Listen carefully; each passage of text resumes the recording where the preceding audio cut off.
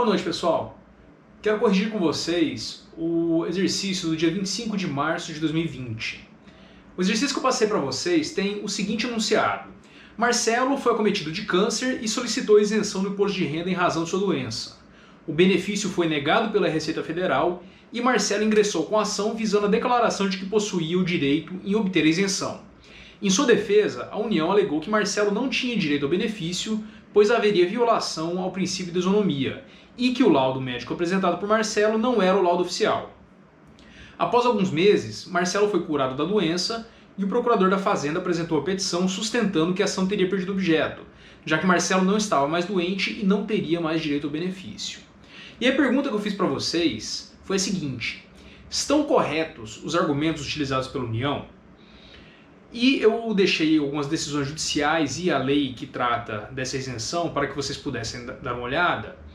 E eu queria que vocês fizessem essa análise e respondessem se esses argumentos da União estão corretos ou não.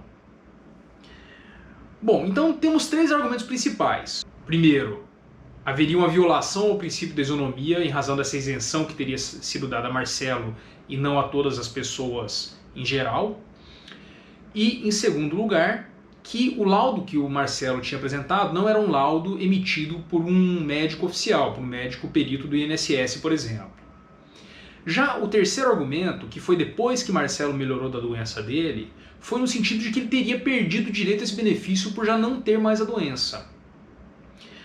Bom, qual que é a resposta para esses três argumentos? Qual é a posição do judiciário hoje? A primeira, e essa aqui na realidade não está nem relacionada a uma decisão judicial, isso aqui está relacionado à aula que eu passei para vocês. Nós vimos em aula que o princípio da isonomia ele visa garantir a igualdade entre as pessoas. E, por um lado, ele garante a igualdade e, por outro, ele permite a distinção entre as pessoas desde que essa distinção seja justificada. Então, por exemplo, nós vimos que é possível o benefício fiscal em regiões que são mais pobres que outras. Isso está relacionado ao princípio da isonomia, ao princípio da igualdade. Então, nesse caso, como nós estamos tratando de uma pessoa que tem uma doença séria, não haveria aqui uma distinção desarrazoada, uma distinção não justificada. Então, só pelo fato da isenção ser dada para pessoas que possuem doenças graves, isso não significa que ela estaria violando o princípio da isonomia.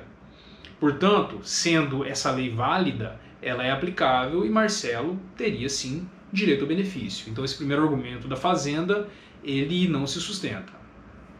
Já o segundo argumento foi que o laudo médico apresentado por Marcelo não era um laudo emitido por um médico oficial.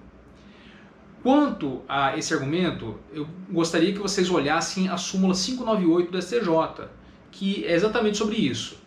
A súmula 598 do STJ fala que é desnecessária a apresentação de laudo médico oficial para o reconhecimento judicial da isenção do imposto sobre a renda, desde que o magistrado entenda suficientemente demonstrada a doença grave por outros meios de prova.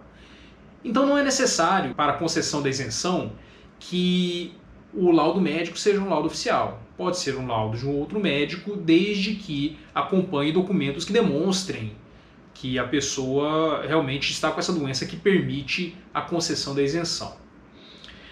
Finalmente, o último argumento da Fazenda, e isso já em um momento em que Marcelo já não tinha mais a doença, é que a ação teria perdido objeto porque Marcelo não teria mais direito de ter essa isenção, de ter esse benefício.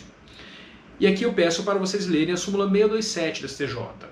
O contribuinte faz jus à concessão à manutenção da isenção do imposto sobre a renda, não se lhe exigindo a demonstração da contemporaneidade dos sintomas da doença, nem da recidiva da enfermidade. Então ele teria sim direito a essa isenção e os três argumentos do fisco não prevaleceriam judicialmente. Pessoal, por hoje é isso que eu tinha para trazer aqui para vocês. E, novamente, caso tenham alguma dúvida, por favor, postem no ambiente virtual do CDB para que nós possamos discutir com a sala inteira. Até mais!